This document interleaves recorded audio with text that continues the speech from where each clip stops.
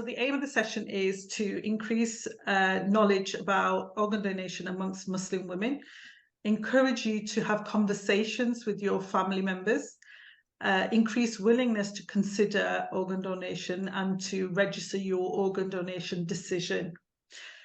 So before I go on, some ground rules. So please be mindful that we will be sharing some personal stories which can be emotive. So do look after yourself. And just a reminder to be respectful of all the speakers and what they've got to say. And just can you all just make sure that your mic or audio is muted so we don't have interruptions or any background noise. We will be having a Q&A at the end of the session. So if you do have questions, Rizwan is going to just send you the link in our chat for Slido. You will need to copy the link into your search engine, and then there'll be a passcode that you need to enter, and then you can add your questions, and then we'll aim to answer those questions at the end of the session today. We will aim to finish hopefully no later than 7:15. And again, just thank you for taking your time out. So I guess you're probably wondering why organ donation. So there are around 7,000 people waiting for an organ transplant. That's including deceased and living in the UK at the moment. Well, this stat was from last year. People from Black, Asian, mixed and other minority ethnic groups make up 1/3 of the people on the transplant waiting list. And while more and more Black, Asian, mixed minority ethnic groups are going on to the organ donation register, they only make up 1/3 of the people that need it. So they are waiting much longer than the white patients for a transplant. And that's purely because it's more likely that they will get a match from the same ethnic background, and hence the sort of shortage. So just some stats for you. So approximately around 4 out of 5 transplants in people from ethnic minority backgrounds are from white donors. Asians make up 9.3% of the British population, but 18% of those people are waiting on a transplant list are Asian, which is twice as likely they will need an organ. Only 3% of the deceased donors, so not living ones, the deceased donors are Asian. So the need for is 18%, but the Asians on the donor list are 3. That's 6 times, that's 600% times less. So some of you may be aware of the change in the law around organ donation, which came into force 3 years ago. So that was in May 2020. So even though the law is around opting, the laws around opting out, families will still be consulted before an organ donation goes ahead, meaning that it's still just as important to register and to share that information and discuss your decision with your family members. Family consent rates for organ donation are 40% for BAME and 71% for white eligible donors, donor families. And one of the main reasons for families not going ahead with donation is because they didn't know that their loved one was an organ donor. So today you'll hear 2 stories from family members. One is Dr. Iram Sattar, who is also our co-chair. Her brother passed away last year, waiting for a heart transplant. The second story will be shared by Mevish, whose daughter Iman was a recipient of a kidney donation. I think we just want to highlight the power of storytelling. It can have more of an impact than sharing statistics. And that is why Iram and Mevish have agreed to share their story and want to share their story and their family story. So it's a privilege being in this space and to hear from both of them. We also had a member anonymously share her story about her mum. It's how organ donation saved my mum. The link to that article will be sent and it will be in the chat as well. So following the stories, we'll hear from Sabia Rahman, nearly said it wrong, who's a Muslim chaplain specialising in organ donation. And she'll also be part of the Q&A at the end. So if you do have questions for Sabia, please do use Slido and ask those questions. And before we move on, just to kind of give you a did you know, 2019, Mufti Muhammad Zubair Butt issued a fatwa on organ donation, saying that it is permissible to donate organs. And at the time of that fatwa, 41% of Muslims surveyed said they definitely would not donate their organs, compared to only 12% saying they'd consider it and 14% who would definitely donate. 44% of the Muslim did not believe organ donation is permissible within their faith. So hopefully today we can offer you a perspective on Islamic position on organ donation, so Muslims, Muslim women can make informed decisions about organ donation. The links to all the talks, videos, any links that we mentioned will be sent to all attendees at the end of the session. So you will have all that. So if we're okay, I'm going to pass on to Iram, who will share Farhan's story. Iram. Okay, thank you very much. So thank you everybody for joining today. We really appreciate it. So as Sham said, my name's Iram and I'm here today to tell you about my brother Farhan, who sadly passed away on Wednesday, 14th of December of last year, while he was waiting for a heart transplant that he didn't get. He was on the heart transplant waiting list for 3.5 months. And I'm sharing his story, and my family are sharing his story to raise awareness about the importance of organ donation. And I know it's something that we don't want to think about, let alone talk about.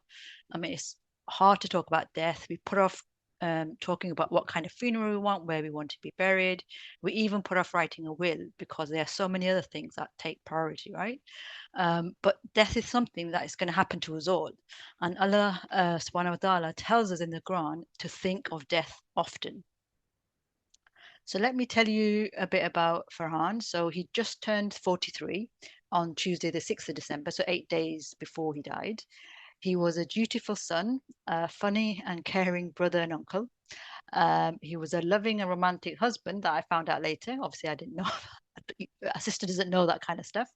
But most importantly, he was super dad or Iron Man to his 4 young boys, Zach, aged 5, Adam, aged 3, and twins Zayn and Yan, who had just turned 1.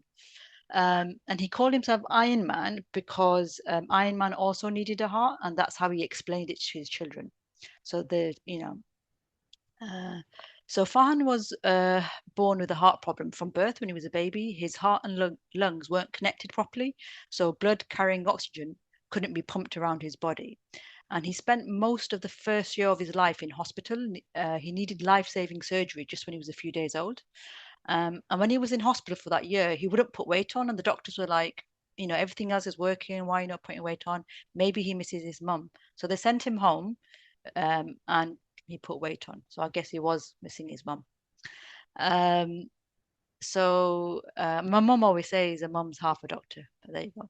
Anyway, so then when he was a child, he used to get a bit breathless, but you could play football with us, cricket with me, his 2 other brothers, and our sister. And he wasn't. You couldn't really tell that much. He needed a few other operations as his body grew, but once he was an adult and his body stopped growing, he didn't need any further big operations, and he looked normal, and he could do pretty much what he wanted in terms of exercise, activity. He loved traveling. He always used to go to these kind of off the beaten track places, and on one holiday he'd visit like 3 countries. And then he got married to Farhan. Farhan got married to Sarah even in 2016. And he was, like I said before, he was a wonderful, funny, loving, and very much hands-on dad, and a caring and attentive husband. So So I'll now talk about what happened to me in the last kind of year or so.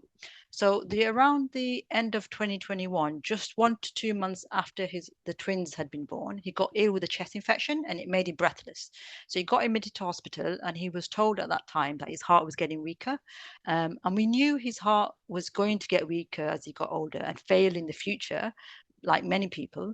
But we thought this was going to be, and his doctors told us, his specialist doctors told us, it'd be in his 60s, maybe late 50s, compared to late 70s for those without the condition. So, we thought he was in his early 40s, so we thought we had like 20 years. And then in the first few months of 2022, so after he'd been admitted and was out, his health was up and down. But he was so focused on looking after his family, helping with the twins. Even the twins, they were born premature. They were in and out of hospital for the first few weeks, or actually months. And then my mum had to actually move in to help with them for a while. But then later on in that year, kind of maybe March or whatever onwards, he started to get weaker, and the doctors were doing tests to work out why. And he told the doctors that, look, I just need to be at home to look after his kids and help his wife. And then at the end of July, he collapsed in the kitchen at home in front of the older children, and he was taken into Manchester by hospital by ambulance. And then after a few days, they told him that he needed a heart transplant. And this was a shock to us all, like out of nowhere, kind of, we thought that the doctors had got it wrong. Deep down, I knew that the doctors don't say things like that for no reason, being a GP in my day job. And it ended up that he needed to be transferred to Newcastle Hospital because that's the only place in the UK that does heart transplants for his heart problem. It's quite specialized. But Newcastle is a 3 to 3.5 hour drive away from Manchester, so it's so far from his family. And before he got transferred, he got so ill that he ended up in an intensive care unit. And there were so many moments that were touch and go, and the whole family had to go through all these moments with me trying to explain what was going on, being the only doctor in the family. So I've not shared this story before publicly, so I'm going to get upset probably. So to bear with me. So in August 22, he got sent by a blue light ambulance to Newcastle. It got there like in an hour and a half or 2 hours. And I thought, how did it get there so fast? And it's because it was, they had the blue lights on, getting him there quickly. I went with him. I drove up there. And he needed further tests to check he was well enough to survive a heart transplant. There were so many things to consider, to learn and understand about heart transplants, even for me being a doctor. There's an option of an artificial mechanical heart. It's called a ventricular assist device, or VAD. But this doesn't last as long as a real heart. It lasts around 5 years, maybe a bit longer, compared to 10 to 15 on average with a real heart, even 20 years sometimes.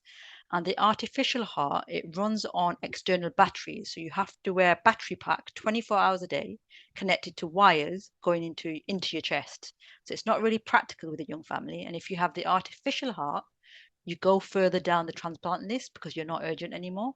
So there's less chance of you getting a real heart. So what do? Do you take the artificial heart that won't last as long and makes you less likely to get a heart transplant, but it's available straight away? Or do you wait for the gold standard treatment, which is a heart transplant?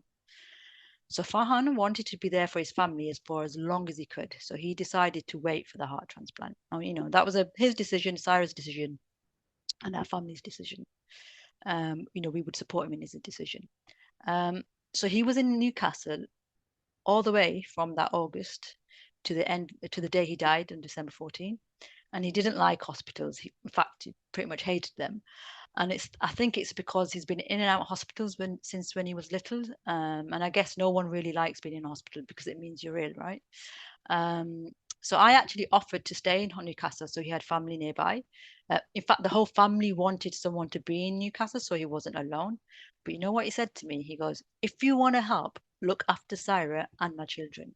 They need you more than me right now. And if I'm so ill that I can't speak for myself, then you can come here.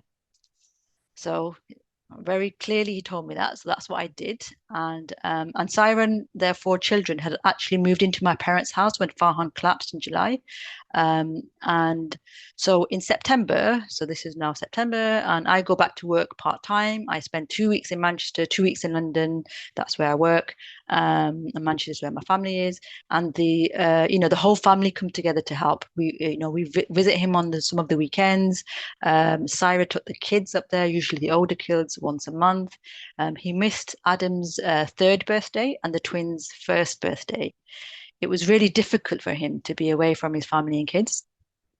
Now, to get a heart transplant, the donor heart has to match, which means that tests have to be done to make sure your body won't reject the new heart.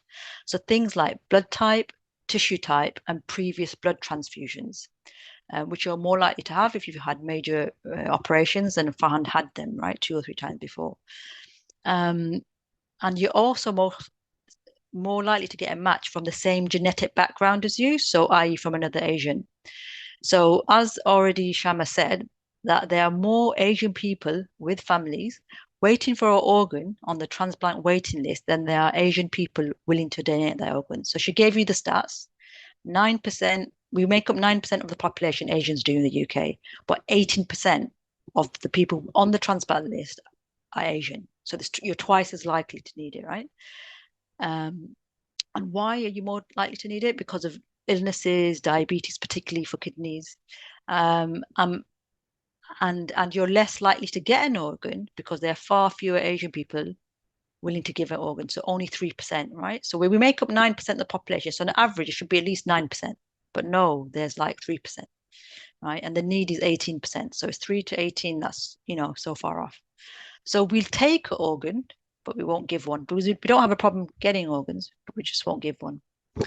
So Farhan was on the transplant waiting list from the end of 2022 to mid-December, and he didn't even get one heart match in that time. As he got weaker, he decided actually to take the artificial heart option. I'm just going to do this. Like, how long can I keep waiting?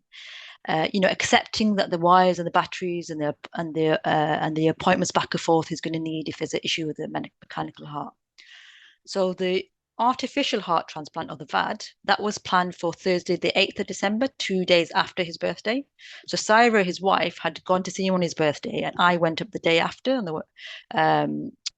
so the night before the operation. And at 8:58 p.m., because I checked this, Farhan WhatsApped me to say the night before the operation, we have a problem. He had a temperature. He and I both knew what this meant. It means he's probably got an infection and they won't be able to operate. So the night before he was going to get his artificial heart, he got an infection. And then that infection turned into sepsis, which is a severe life-threatening infection, also called blood poisoning, because it spreads into the blood. And they treated him with lots of different antibiotics. They put him on kidney dialysis machine to help his kidneys, to support his kidneys, because they were kind of struggling to work. And then on the Friday now, so this is the 9th of December, so the day after, he got a bit better. And he asked me to get him some food because he was sick of hospital food. I remember clearly what he asked for: mushroom soup, sushi, and passion fruit. And he enjoyed that meal so much. I mean, probably because he was fed up of hospital food. I didn't make any of it, I bought it. But apparently he said it was the best mushroom soup he ever tasted. And then I came back to my flight that Friday, back to my flat, which was on site on that Friday. And I get a call from the ward. So I'm only like 5, maybe 10 minutes walk away. And the call says he's struggling to breathe, so they had to put him on a ventilator. So I just left him maybe an hour ago, and now he's on a ventilator. So and you have to be sedated to be put onto a ventilator. His doctor, who was absolutely brilliant, she really fought for him. She came in from home in the evening, and they had a meeting on intensive care, and they decided to put him on an ECMO machine, which is a heart and lung machine that helps to do the job of the heart and the lungs. So basically, it pumps oxygenated blood around the body, but it's a big external machine with lots of tubes, and he had to go into theatre for it to be fitted. So I'm waiting now in the relatives' room from midnight to around 3 o'clock in the morning, and then it works. Alhamdulillah, he's back on the ward, and I'm able to update the whole family on WhatsApp. But I know now that this is serious. Heart and lung machines or ECMO machines mean that his heart and lungs can't manage. A kidney dialysis machine means that his kidneys aren't working. So the doctors are worried. I'm worried. So I tell my family to come and visit him just in case he doesn't make it. So this is kind of Friday night, early hours of Saturday morning. So Saturday, my family are on the way in the morning, and Farhan starts to wake up. And he's like, I want the tube out of my throat. You know, I want the ventilator tube out. And I'm like, what? I've just told everyone to get here because I think, but he's like he's waking up. So I'm surprised, but I'm so thankful and relieved.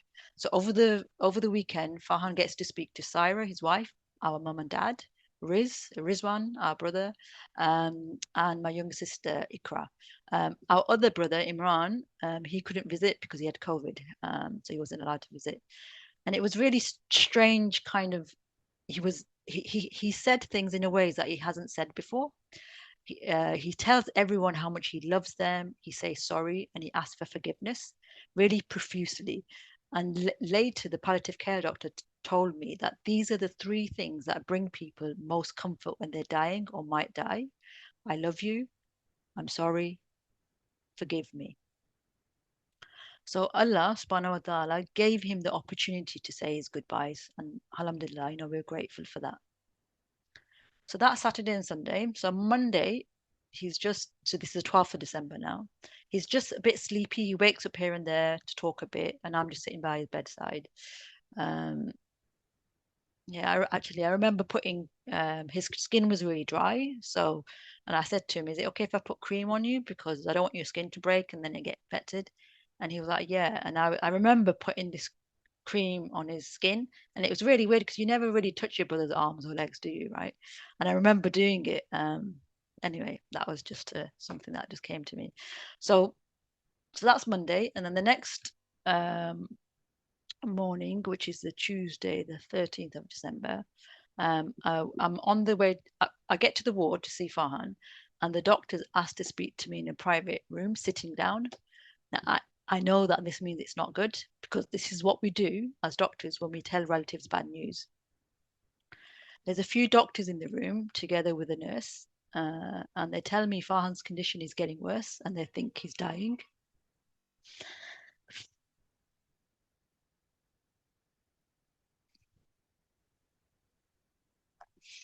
So I can't believe it. I'm in kind of shock, and I'll call my family and I tell them, you've got to get here. And I end up calling Syra's family as well, and I tell them to come too. Just take me a moment. Okay, take your time. So I tell the doctors that they need to explain what they've explained to me, to my family and to Syra. And when they do, my family and Syra, they can't believe it either, because we've seen Farhan come through bad times before. So surely he'll do it again. And Allah surely wouldn't take a dad aged 43 away from 4 young kids under 5. Why would Allah give him twins if he was going to die a year later, right? So the doctors tell my family that Farhan is dying, and my family ask them, can you just give him more time to fight the infection? I'm sure he'll do it, he'll get better. So the doctors agree. They were really kind of not really kind of considerate, and they said, yeah, that's fine. They agree, even though they don't expect him to recover. And then it kind of starts to dawn on me that this is really happening. I realize Farhan's dying, and now I have to manage his death and make it as a good death as can be.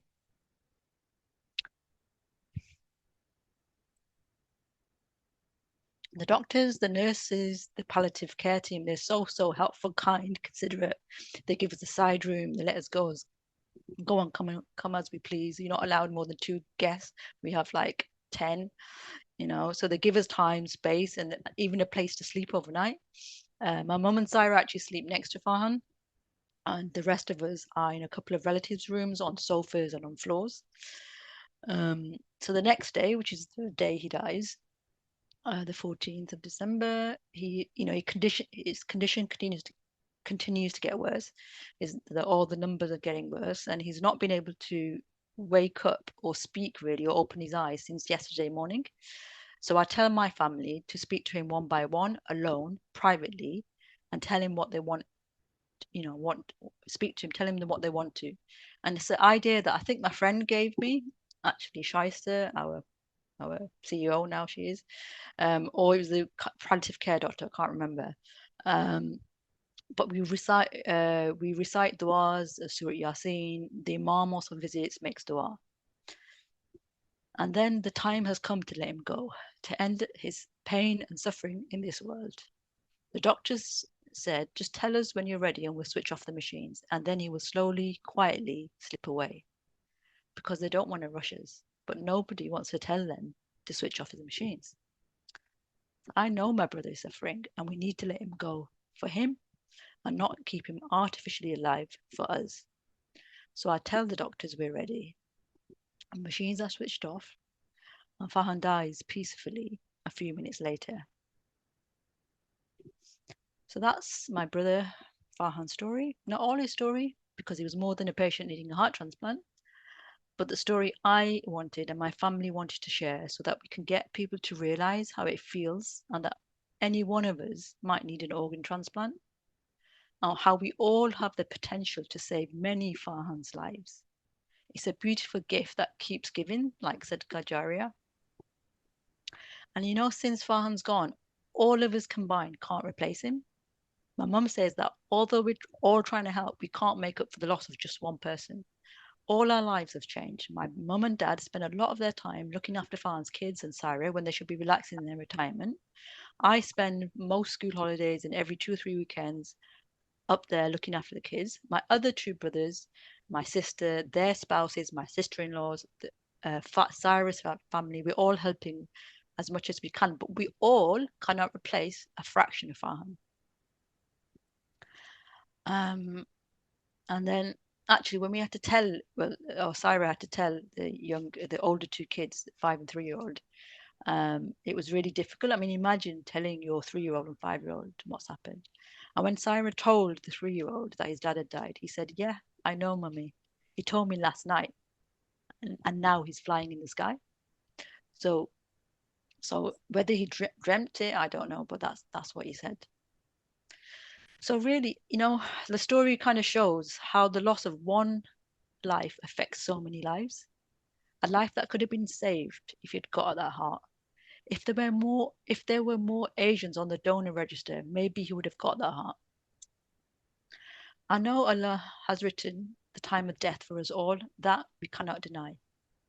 But Allah subhanahu wa ta'ala also says that whoever saves a life, it would be as if they saved the life of all mankind. And Islam encourages us to seek medical treatment for illnesses. Prophet Muhammad, peace be upon him, said, or he was asked, "Oh Allah's Messenger, should we seek medical treatment for our illnesses?" He replied, "Yes, you should seek medical treatment because Allah the Exalted has let no disease exist without providing for its cure, except for one ailment, old age." So my request to you is please think about donating your organs and saving people like Farhan.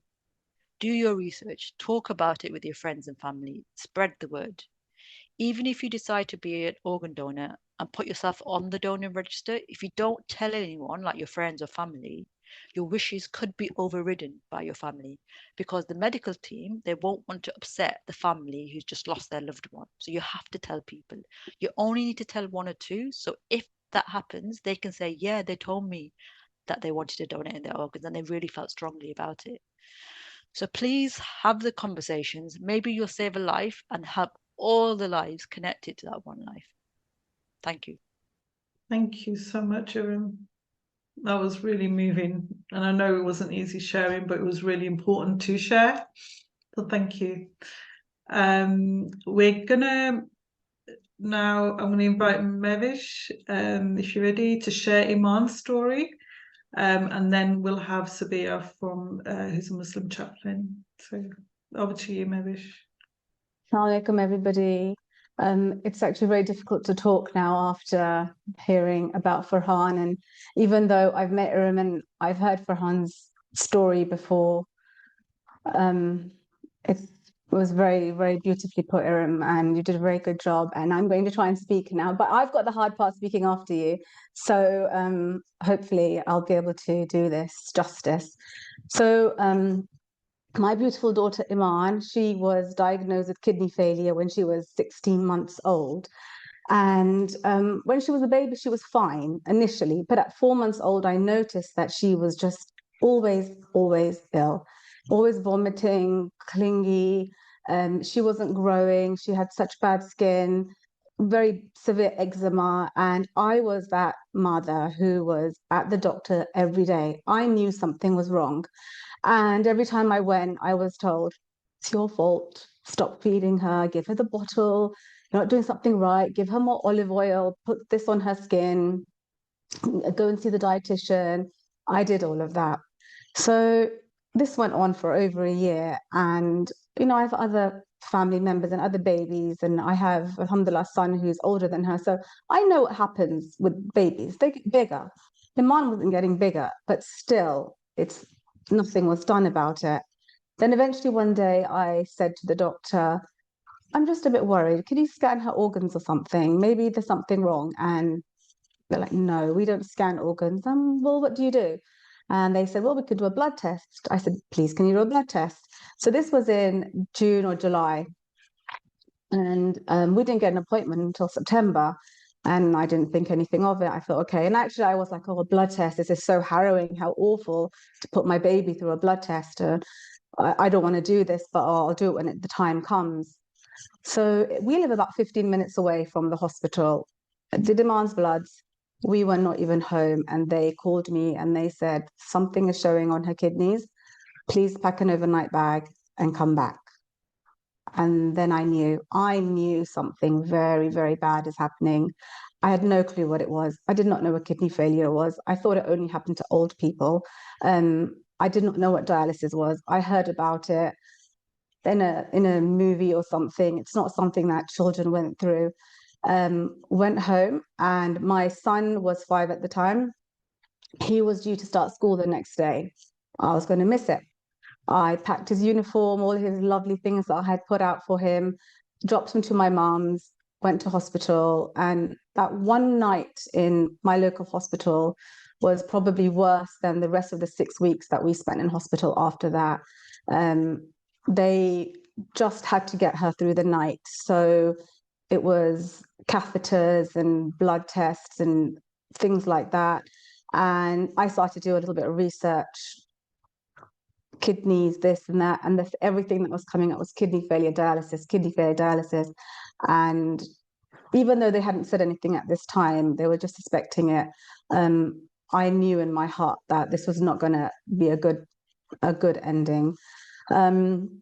The next day we were blue lighted to Evelina Children's Hospital in London, and they took her bloods, and within minutes they came back to us.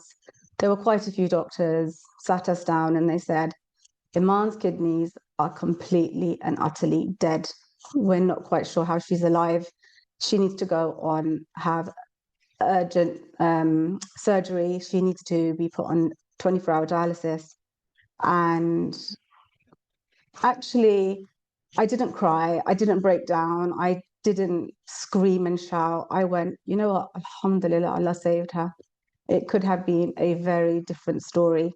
How is she alive with no kidneys? Our kidneys have such a huge function in our body. They remove our toxins, which is why her skin was bad, why she was vomiting, why she was crying all the time. She was so unwell and she was in so much pain.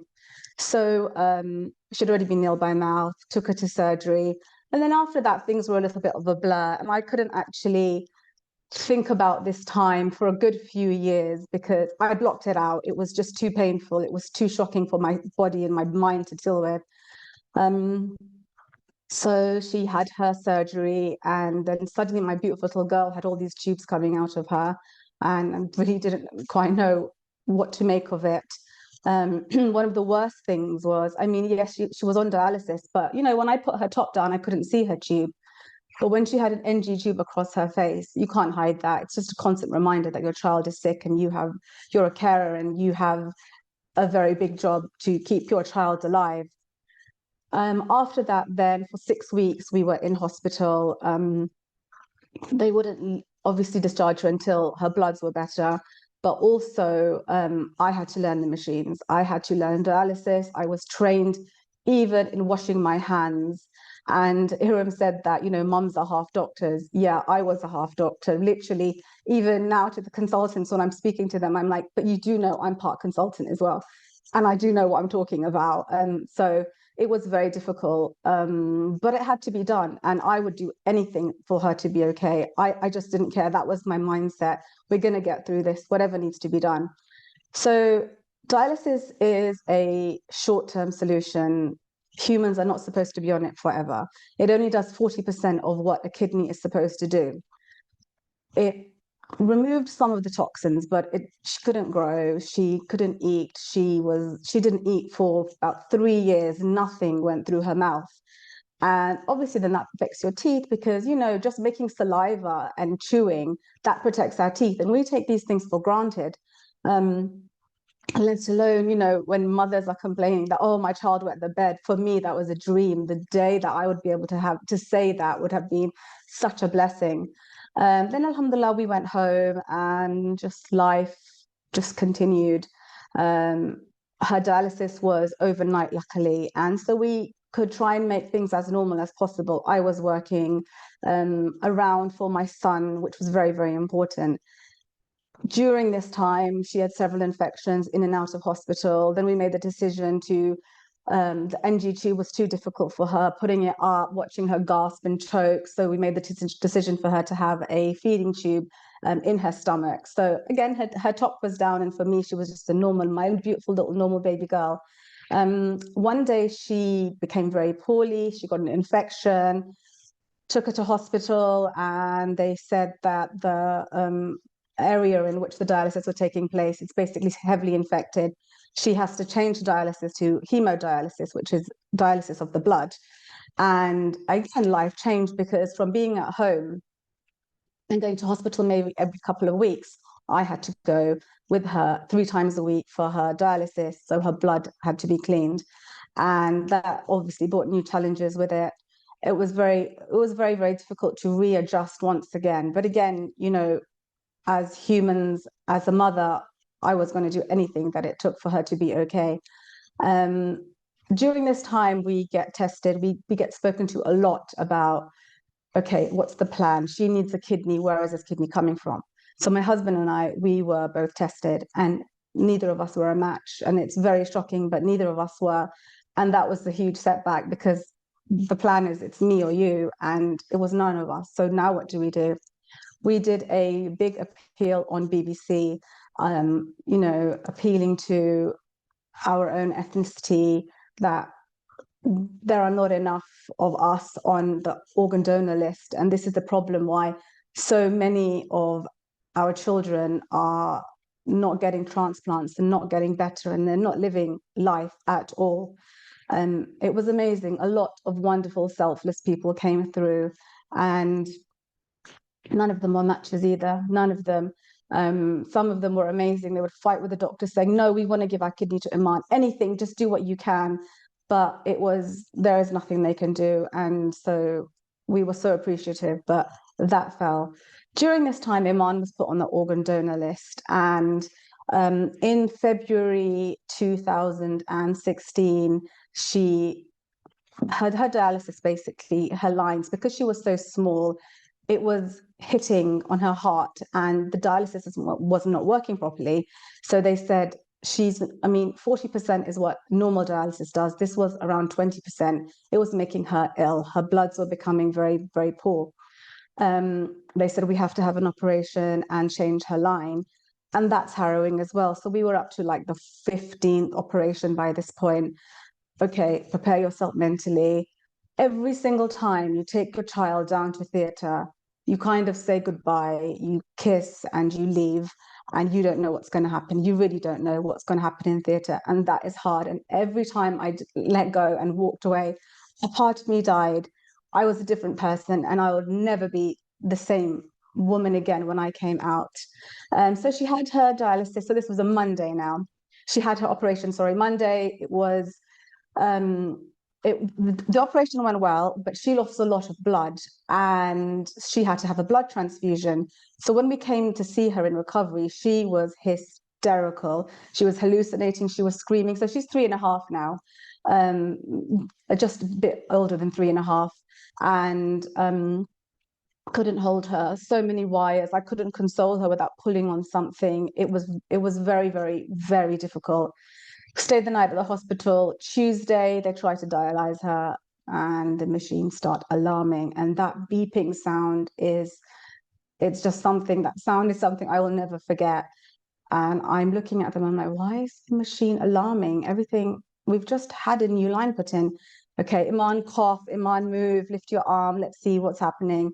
Alarming, alarming. And they're like, yeah, it's not working brilliantly. Let's see what happens tomorrow. Sometimes there's an adjustment period.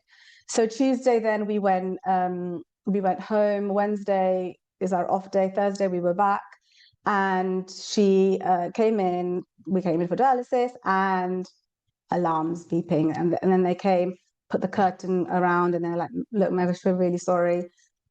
Her dialysis isn't working. We're going to have to operate again. We're going to try and get a smaller line for her. Let's do it for Friday." And I held it in because there's so many parents and people around, and you lose so much of your privacy when you're around so many people. I held it in till I got into my car and I cried my eyes out. I was like, I can't take anymore. Thursday evening, the doctor calls and he's like, Mevish, I can't find a small enough line for her. I've tried all of my friends and doctors up north. We'll get back to you. Let's book it in for Monday. I said, okay. Thursday night, went to sleep, and it was like, Allah, I despair. I'm actually saying I can't take anymore.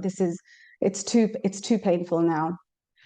Friday morning, 7 o'clock, the phone rings, and I just had the feeling, who calls at 7 o'clock in the morning on the landline? So I rushed over, I answered it, and it was one of our nurses, and she's like, hi, Mevish, how are you? What are you doing today? And I'm like, oh, why? It doesn't matter what I'm doing. Tell me. And then she's like, we've got a kidney for Iman. You need to come in right now. And then she's telling me about turning off her feed pumps and give her medicine. And I wasn't listening. I was like, Alhamdulillah. And I was zoned out completely. I'm screaming at my husband, they've got a kidney for Iman. And those words just seemed like miraculous. So I called her back after 5 minutes. I'm like, you gave me some instructions. I wasn't listening. Can you just tell me again what it was? And I was saying this last time, that when we were going to the hospital, believe me when I say every single truck was in front of us, and a 40-minute journey took us so much longer. It was very, very frustrating. But alhamdulillah, we got to the hospital, and because she had that surgery on Monday and she had lost a lot of blood, she'd had a blood transfusion, which meant that now her blood was different to the sample that they had in the organ donation system. And they said, we have to check. We have to take her bloods, we have to send it off, and we have to check. And then we had to wait like 3-4 hours. But I swear by Allah, when that doctor came around the corner and he gave me the thumbs up, I wanted to run and hug him. And I was so happy, and I was hugging the medicines like, what are you doing? And I'm like, this is the happiest day of my life, bar nothing. This was the most wonderful, beautiful moment. The surgeon came and he goes, it's a beautiful, beautiful kidney. All we know is that it was a woman who was 36. She was not ill. She had no diseases. So we just came to our own assumptions. Perhaps she died in a car crash or something. But 36 is very young, and her beautiful family agreed and made the decision to donate her organs. And we can only assume she was ethnic as well. That's why the match was so beautiful. And then, alhamdulillah, the rest is absolutely history. Honestly, she did so well. She started to eat and grow, and we weren't in hospital, and we had life back. I had my daughter back. I had my best friend back. We had a family life again.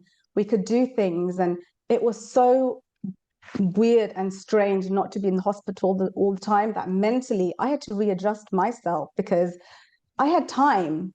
And because Saturday was always at the hospital. Saturday, Tuesday, Thursday, Saturday were dialysis days. And on Saturday morning, when I didn't have to go to the hospital, I was like, what do normal people do on a Saturday? Where should we go to do something? It was Yeah, very good at knowing what to do. Yeah. So sorry, darling. It's just I know Sabia, the Muslim chaplain, needs to leave a Fine. minute Yeah. before 7.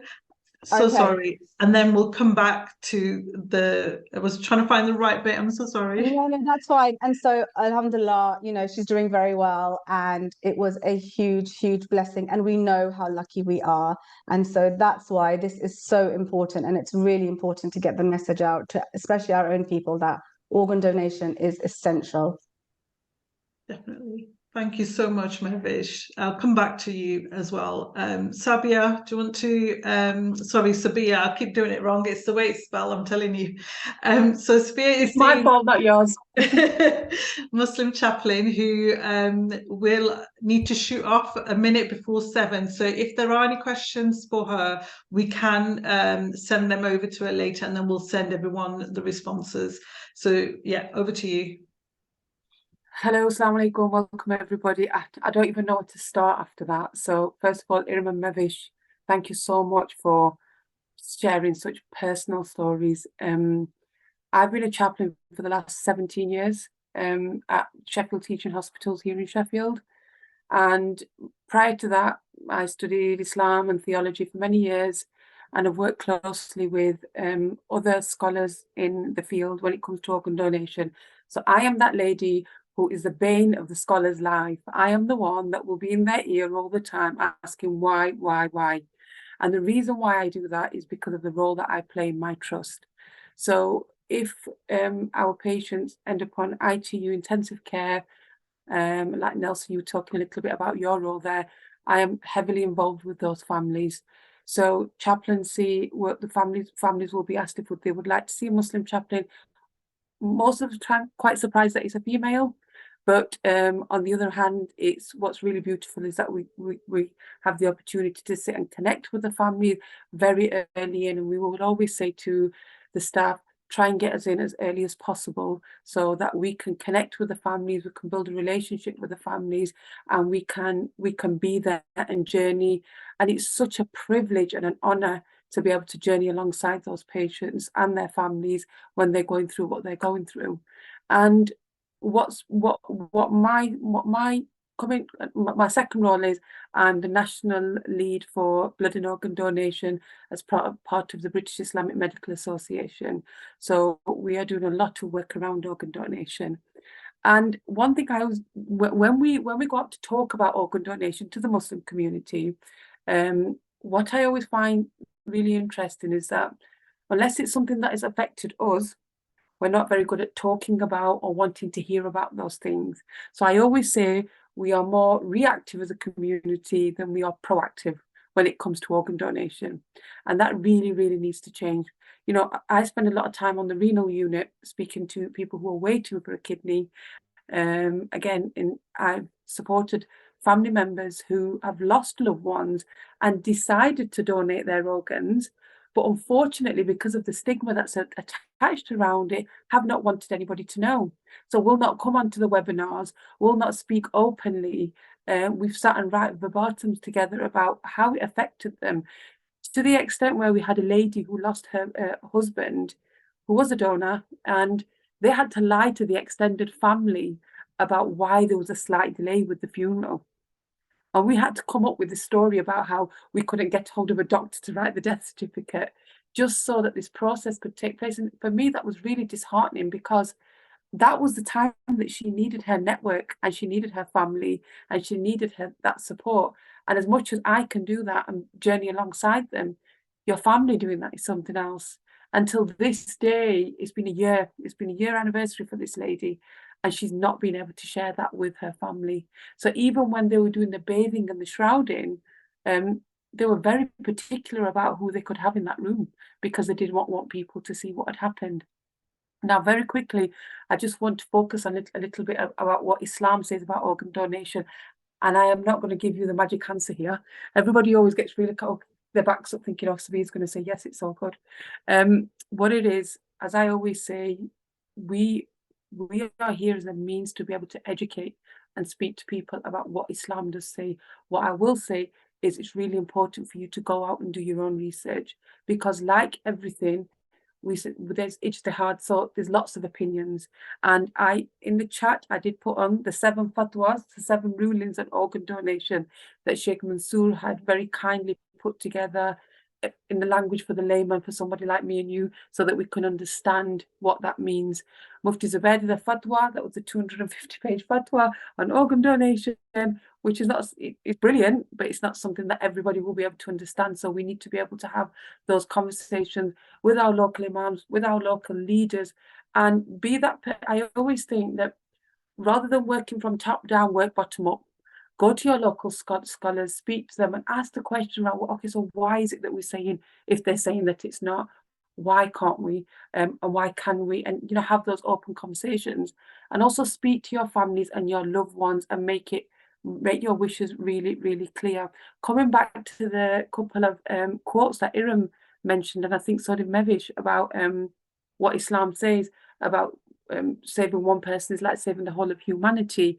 There's lots of misconceptions around, okay, what does it mean when they take an organ? So there's this thing about it. It's the language, even the language that's used, that can put people off. Oh, they'll come and they will hack your organs out. And it's really, are we still using that sort of language? That was in a context when it was in the Eastern countries, where there were things around buying and selling organs. That was completely different. When scholars speak about organ donation, they talk about it comes with certain requirements. And what is that? The main thing is there a need? And we absolutely know that there is a need. So there's different opinions on how and when should the organ be retrieved. So there's conversations around DCD after death. It's different before. If you're an altruistic organ donor, how many of us would go out there and give our kidney to somebody else without knowing who the recipient is? I've been involved with families where they've had a match in the family, but the family member does not want to donate, and they don't want people to know that. And I've been on the other end of it, where the person's being told, yes, I am a match, but I can't do it, I'm too scared. What if what's going to happen to me if something happens to me and then I need an organ? So it's really interesting, the conversations that and I think that's why I'm coming in this with an angle from, because I see what goes on with the families, like what Mevish has experienced, what Iram and her family have experienced.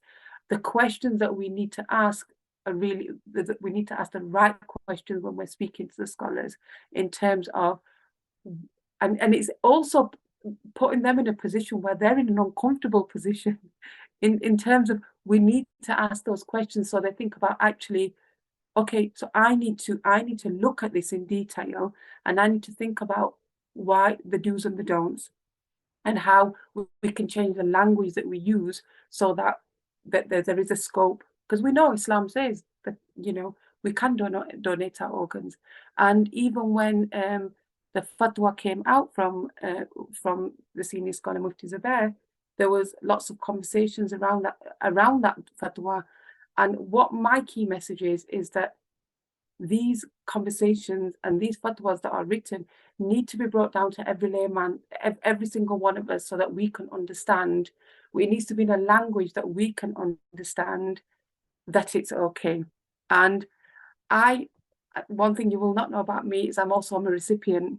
So I've had 2 corneas, and I didn't share my story for a very long time.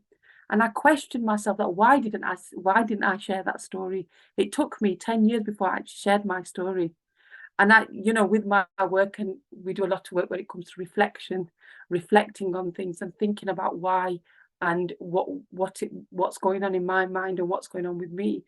And the bottom line was, it was shame, because I thought about, what is the community going to say? And even when I spoke to scholars about it at the time, 20 years ago, there was this whole thing about, well, actually, can I?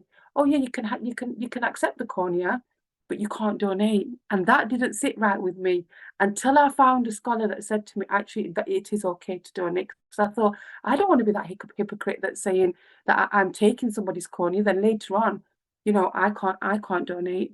So yeah, conversations, keep talking to your families, keep having those open conversations, and it's about engaging and starting from the bottom. This is not me saying, yeah, we should all be up there, sign the register. You know, it's about starting that conversation, because there might be a time where actually you're saying, I do want to donate, but then your families might oppose that, and you might not have already put that down on the register. So it's important that you start having those conversations now with your families. And it was interesting what Iram said about how we're not very good about talking about death. What I always say, we're very good at talking about post-death, but we don't like to talk about things that happened before. So we don't have things in place in terms of like wills. I'll always say to people, make sure you've got a will in place. Make sure you know who the people are when you die, who is going to be doing your bathing and your shrouding. What is it that you want towards the end of life? Who do you want there with you? What kind of things do you want to do? And allowing that space and time for the immediate family. I'm going to say this because I say it all the time. We get lots of people that come to the bedside and it becomes about everybody else. That time is about the patient and the patient's family. And it's really important that we protect families and we protect the patients so they can have that time with their families and their loved one. I'm really sorry, I'm going to have to leave because I've got another webinar I'm on. And if there's any questions, we've done lots of work. Shamim will share the film that we have produced. Yeah. And inshallah, any questions you have around organ donation, fatwas, or work that we are doing, feel free to ask away and then I will respond some other time. Thank you so much, Jazakallah, Sabia. I know you push for time, but really appreciate you being here. Thank you. Take care. Take care. Assalamualaikum. Yeah, just feel a bit overwhelmed. You know, we've had in a way 3 stories, haven't we? I'm just going to go back to Mevish because I know I cut you short. So if you wanted to say anything or make a comment about anything, please do carry on. Shamim, no, I think I am done. I feel very overwhelmed as well. I didn't expect myself to get upset, but Iram set me off, so I want to have a chat with her afterwards because I was supposed to be her cover, and I was not a very good cover. So yeah, that's the point that I always say, exactly what Iram said and Sabia said, is don't wait till somebody you love is very ill or has passed away to have the conversation about organ donation, because that's not the right time to have it. It's too painful. It's not possible. And I'm somebody who benefited from an organ donation. My family did directly. So I'm an advocate for it. I will speak as loud as possible. And people do not want to hear it. Our community, they do not want to hear it. They are like, be quiet. This is not relevant to our culture.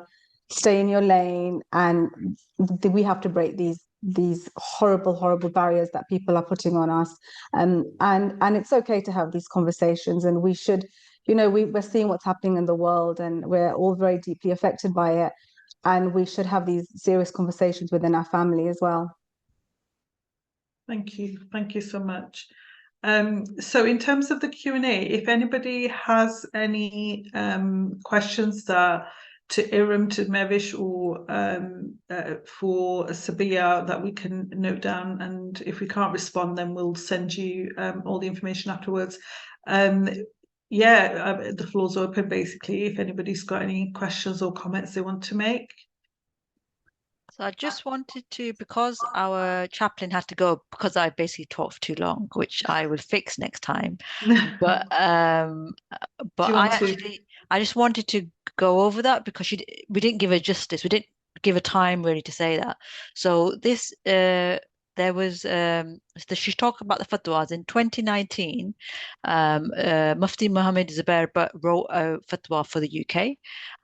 It's kind of, he's got 1-page summary. We're going to send all these, so people are asking in the link in the chats, are you going to send these resources? Yes, we're going to send them all, right? We're going to send everyone who's registered a list of everything that we've kind of, all these resources. And he's got a 1-page summary and like an 80-page document, a full kind of Arabic explanation of everything. And what he said, so his fatwa has given the ruling that it is permissible to donate an organ if the person who's giving that organ isn't harmed too much, right? So in a living donor, like you've got 2 kidneys, yes, it's harm to give 1 kidney, you have to have operation, but it's not too much harm. You can live with it. So his ruling says it is permissible. And then, like I said, he goes into detail. I'm going to address the 2 common things that people have about it in a second. And then there's a in Islamic jurisprudence, so when you in Islamic law, there's this principle of the lesser of the two evils. So when you're faced with two bad things, do you cut somebody's body who's died for an organ, or a living person? So do you do that? That's a bit like painful, or do you let the person die? So the right to life outweighs the harm that you're going to do by taking the so even if you believe that taking an organ is harmful, but the right to life is higher than that. So it's a lesser of the two evils. Is it bad to cut somebody who's died, or is it bad to let someone living die? That's what you're deciding, right? So that's the kind of crux of what he's saying. So the two common arguments are human dignity. So this is about that. I'm going to find it here now. That the hadith that says that you can't break the bone of a dead person, because breaking the bone of a dead is like breaking it whilst alive. That's what the Prophet ﷺ said, right? But this hadith was in a specific circumstances, like all hadith are, and the background is the Prophet, peace be upon him, sat at the edge of a grave with a group of his companions, when a grave digger removed a bone from either the shin or the arm and set about to break it. The Prophet, peace be upon him, said, "Do not break it, for you are breaking it when dead. When dead is like you're breaking of it when alive. Rather bury it to one side of the grave." So in organ transplantation, there is no intent to denigrate by anybody. On the contrary, altruism and benefiting are the underlying motives, the underlying niyat. And the procedure is performed in a clinical setting with normal care and respect. So that is where the hadith came. So you've got to you can't apply it to everything. That's what he says. I'm not Imam, obviously. The next hadith that people often say is about mutilation of the body. So there are quite a few hadiths that say that you're not allowed to mutilate the body. Now, this is in the context of war, and when people used to mutilate bodies after winning in war, right? And again, all of the four, at least Sunni schools, that's what he's Sunni, so he talks about the Sunni schools. Again, the intent in organ donation isn't to mutilate the body to get revenge. The intent is to save somebody else. So again, it's your intent, right? So that's the kind of two, I would say, main arguments that I've come across: breaking a bone and mutilating the body, right? So he addresses that. Don't take my word for it, read it. And then, so this mufti, he's been like a mufti for like 20 years. He works as a chaplain. He's working with organ donation for like 20 years as well. So he's not somebody who's just done it kind of very quickly. And then there's a couple of questions. Is there any questions to answer, Shamim? Yeah, carry on. No, you can carry on. Okay. We're okay. So 2 more minutes. So where is it now? My favorite question is, can I give my organ to a non-Muslim? What if a non-Muslim does something bad with my organ, or even a Muslim for that matter, like, I don't know, uses my eyes to watch porn, or go and commits a sin or kills someone? Am I responsible? No, you are not, right? Because that person that you've given an organ to has free will, so they can you're not responsible for what they do. When you give someone money because they're poor, if they go and spend it on alcohol, you're not responsible, because that wasn't your need, right? So that's one common question. What else? That's all I have, I think, because I just quickly did that because the chaplain didn't have a chance. No, I think that's really helpful, because obviously we were short from time. And I think one of the questions that it seems really obvious, but that I've been asked whilst working on this project is, do I have to donate everything? And the answer is no. You can choose what to donate, but if you choose to donate all your organs, all the ones that are kind of listed, then you've got potential to save 9 lives. So in terms of the fatwa video, there's 3 videos. One is a short video that talks about the fatwa, and then the other one is like a Q&A between 2 Islamic scholars that actually is a bit like counter arguments. and the third one is a summary of that. So we will share those 3 videos. We'll also share a counter argument document, which Iram will be putting together following on from her research from the videos, which basically talks about the questions that people ask and then what the responses are. So we'll send all that, including the information sheet, which gives you all the links of other videos, other stories from Muslim recipients and families, as well as links to information and booklet. So all of that will be sent to everyone who's registered and whatever email address you've registered on by latest at the end of next week. So just bear with us. So hopefully you'll have all the information, but if you still had questions, feel free to email us, and we can try and get some responses from either Iram, Mevish and the chaplain, or if we need to look elsewhere, we can. Because I know there will be people asking questions about the process and so on, which we weren't able to go into because of the timing. But just a thing to mention, because I asked Sabia this earlier, if the family agree and they do take the loved one to take the organs, it is carried out by surgeons. It's not just anyone. They're qualified surgeons, and they will, do what they need to do. If it's a one organ, if it's all, then they will do what they need to do, and somebody will be speaking to them to kind of, tell them.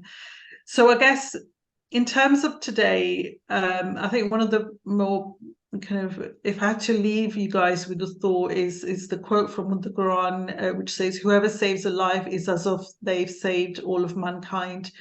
And it says mankind. It doesn't say Muslims. It doesn't say men. It doesn't say women. It talks about mankind. And then our ask at the end of this session is to raise awareness. So have chats, have discussions with your family members. Don't have to talk about your own organ donation. You can just talk about organ donation and Islam and the different arguments. Just make it normal to discuss it.